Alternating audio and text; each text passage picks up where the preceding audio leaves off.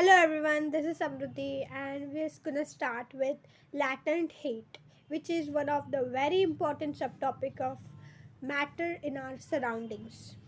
So let's start. Latent heat. What does it mean exactly?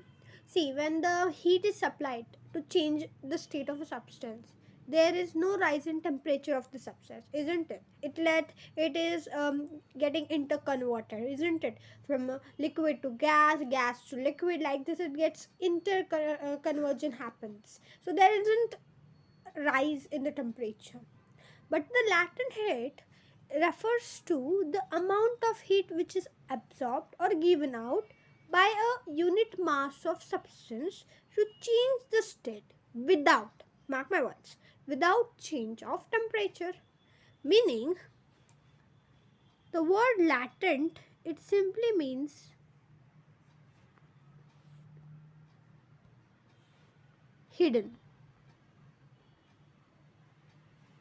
I'll not proceed and listen until you'll understand, so don't worry. I'll try to explain it once again in a simple language. Latin heat मैंने आपको English में भी बताया, okay? और मुझे लगता है कि बहुत जनों को समझ गया होगा. Just the part is that कि मुझे एग्जाम्पल देने का बाकी है. That too I will give before I explain this definition in Hindi also. ठीक है? तो लैटेंट हिंट का देखो, ये ऐसा होता है कि कोई जब हमें कोई सब्सटेंस को हीट करते हैं, उसका चेंज मतलब to change the state of the substance, उस वक्त उसमें कोई राइज नहीं होता है टेम्परेचर में. There isn't any rise in the temperature. But जब मैं बात करती हूँ लैटेंट हीट की, सो लैटेंट हीट में क्या होता है कि जो सब्सटेंस होता है उसको उसके मतलब कि उसको अमाउंट ऑफ हीट दी जाती है एब्जॉर्ब करने के लिए, विच ईदर एब्जॉर्ब्स और it gives out the heat. Okay? और मैं ये बोल सकती हूँ, देखो, एक सब्सटेंस है, refers to something like heat उसने एब्जॉर्ब किया, गिवन आउट की by given mass to change the state of it without the change of temperature. Hidden होता है ये. ठीक है? I hope it's clear. But ये तो ठीक है भाई, डेफिनेशन समझ आएगी, जितना बोलोगे तो समझ आएगा. But what about the example? Example के बिना तो नहीं समझ में आने वाला कि एग्जैक्टली होता क्या है भाई. तो देखो, before I go with that, मैं आपको ऐसा यूनिट भी बता देती हूँ विथ इट्स टाइप्स ऑल्सो. ठीक है? तो फिर हम उन्हें पढ़ेंगे और फिर आसानी से आपको समझ में आ ही जाएगा. I am damn sure about it. So let's see. ऐसा यूनिट उसकी होती है something like it is like joules per kilogram. Okay? So ऐसा unit is joule per kilogram, which can be written as J upon kg. Okay? And latent heat is used up in overcoming the force of attraction between molecules of substance. Force of attraction को overcome करने के लिए दो molecules में कितने भी molecules को overcome करने के लिए, उनका फोर्स ऑफ अट्रैक्शन ओवरकम करने के लिए हम लैटेंट हीट का इस्तेमाल करते हैं. लैटेंट हीट के दो टाइप्स होते हैं. लैटेंट हीट ऑफ फ्यूजन और latent heat of vaporization. Before we start with it, मैं समझती हूँ कि I hope so that fusion और वेपराइजेशन, ये जो दो पॉइंट्स हैं आपके क्लियर है. This are nothing but the process of change. I mean, they are like the process which involves in change of a state of a substance, isn't it? So fusion मतलब कि fuse होना, मतलब कि solid to liquid convert होना, I'm sorry, I didn't mean it, मतलब liquid to solid में जाना, okay, that's nothing but fuse होना, फ्यूजन करना. और the second point is vaporization. Vapor meaning vapor formation होना. तो I think I'll explain you more better when I'll go with this individual processes, this individual types, and I'll explain you with an example over there. Okay, so have patience and please watch till the end. After a long break, I have started making videos, so please do like if you really understood every concept, and share it also if you want. And don't forget to click on the subscription button, okay? So, okay. Now let's go. Latent heat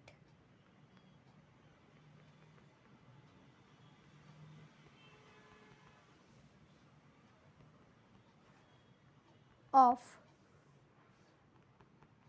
fusion. Latent heat of fusion, if you know exactly what does it refer to.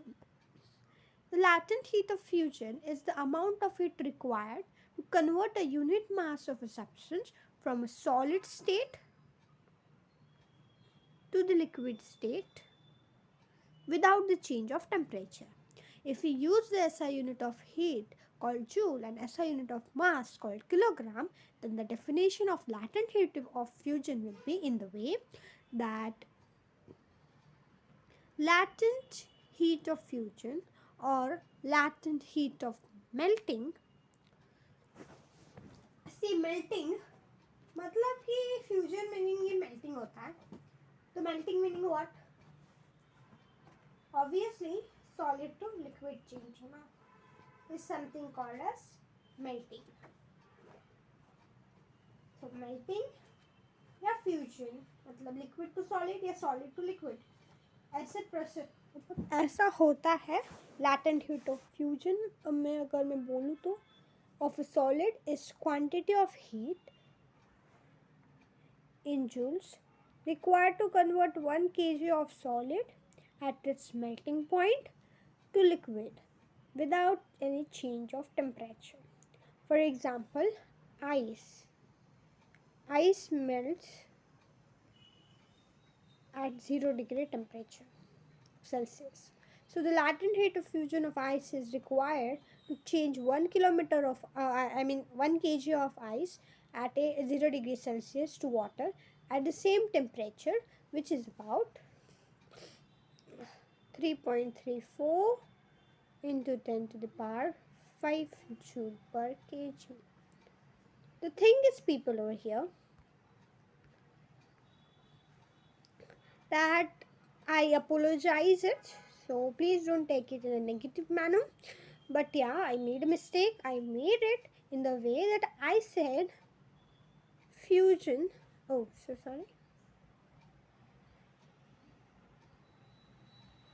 Made a mistake. I said fusion liquid to solid.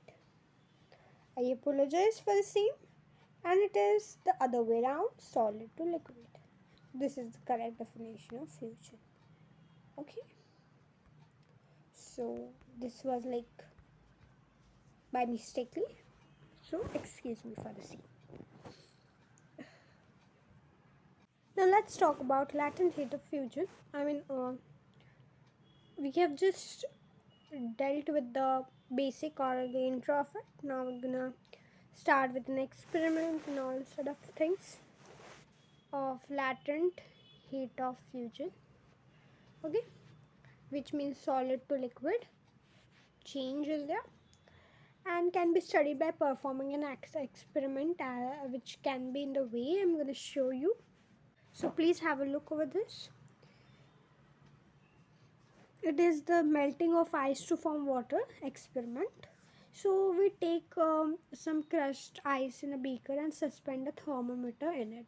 तो देखो ये ice है, ये have labeled it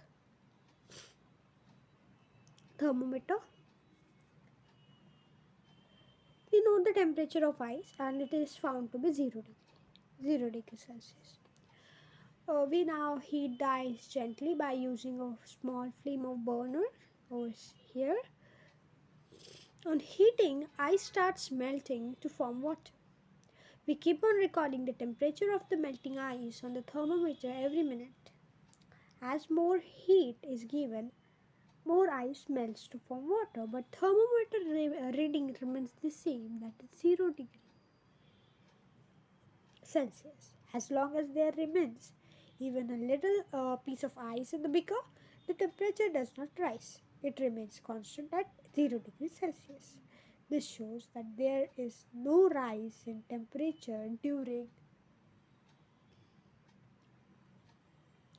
the melting of ice. It is only when all our ice has melted that the temperature of water formed from ice starts rising on further heating.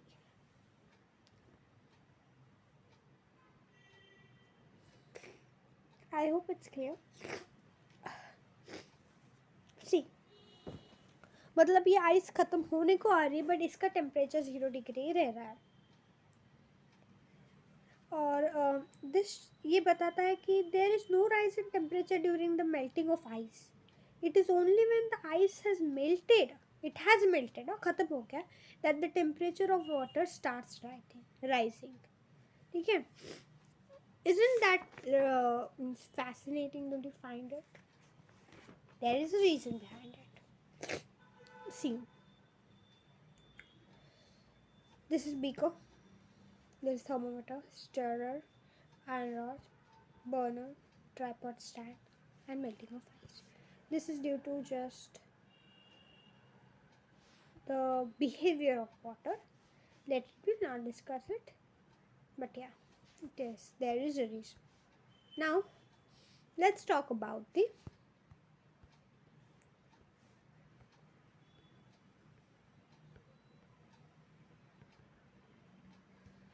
latent heat of vaporization. If you see over here, you'll understand it.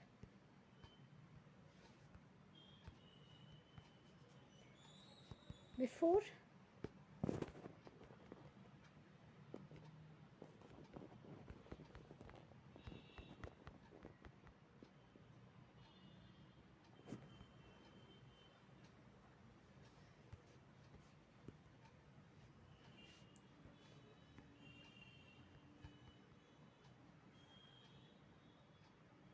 let me take this down.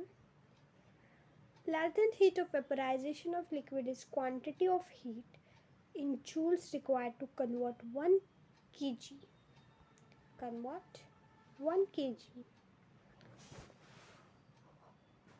of liquid at its boiling point to vapor or gas without any change in temperature. And how much it is found to be?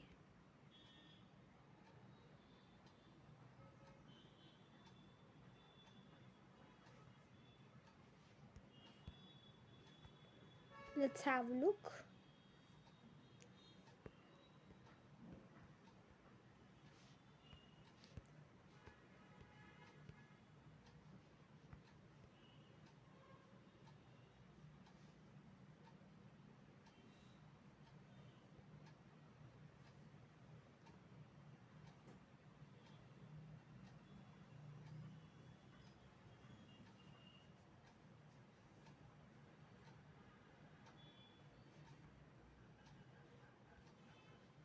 So it's found to be 22.5 into 10 raised to power 5 joules of heat is required to change 1 kg of water at its boiling point, that is 100 degrees Celsius, to steam, that is in gaseous form, at the same temperature of 100 degrees Celsius. So the latent heat of vaporization of water requires 22.5 into 10 raised to power 5 joules per kilogram. Okay. In case of fusion we have seen 30, it was like 3.34 into 10 raised to power 5 joules per kg. Now let's have an experiment. If you see this carefully, you'll understand it. Please have a look over it. It's really very fascinating. So we take some water in the beaker, suspend a thermometer as usual in the previous activity which we did, means I explained the same manner. We heat this water by using a burner and note its temperature after every minute. As heat is given, the temperature of water rises gradually until 100 degrees Celsius is reached. After 100 degrees Celsius, water boils and starts changing into steam, which is in the form of gas. As more heat is given to water, more steam is formed, but thermometer means reading remains the same. That will be, yeah, you're right, 100 degree Celsius.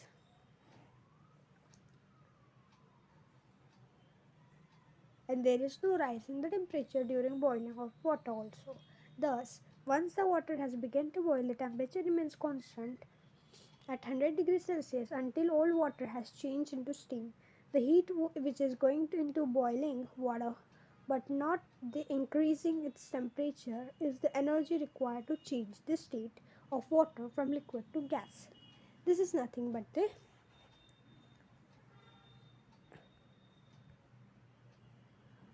latent heat. Okay, so I hope the point of latent heat is clear. Latent heat of vaporization, especially of water.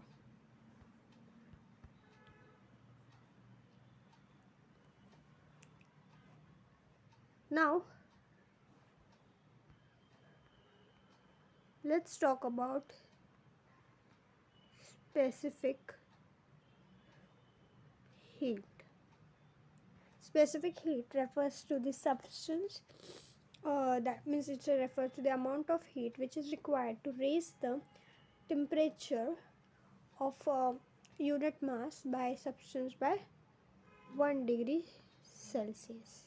Now if we measure the heat in joules and mass in kg, the definition of the specific heat will be in the following way, that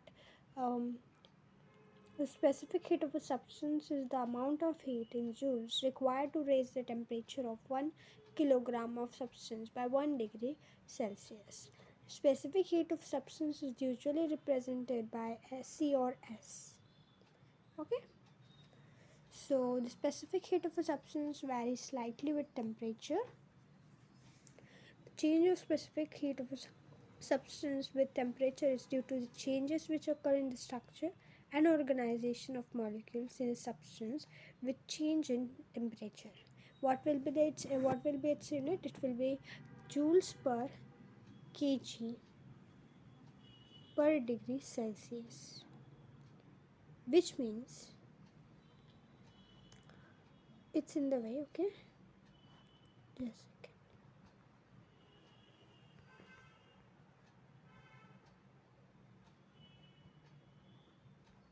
In the way, degree Celsius, this is degree, or can be written as joule per kg per degree Celsius, or can be written as joule per kg degree Celsius. These are the three ways in which it can be written. Effect of change of pressure. The physical change can be changed by changing pressure. Pressure causes change in interparticle separation. So the increase of pressure, meaning the compression will be more there, so there will be the decrease in the interparticle separation. Thus the particles come closer to each other. This causes an increase in force of interparticle attraction. Let's study this with the help of figure.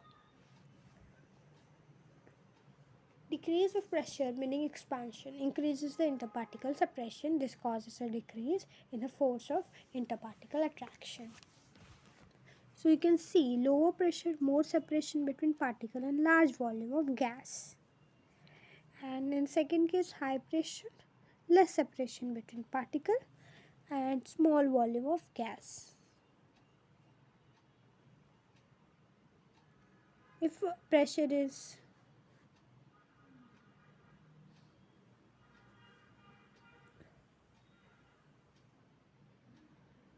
more, so we can say the attraction will be more and separation will be less, isn't it? Now I have a question. I have two questions for you people. So I would say its answer also in question two. By looking why cooking food takes longer time on mountain and lesser time in pressure cookers.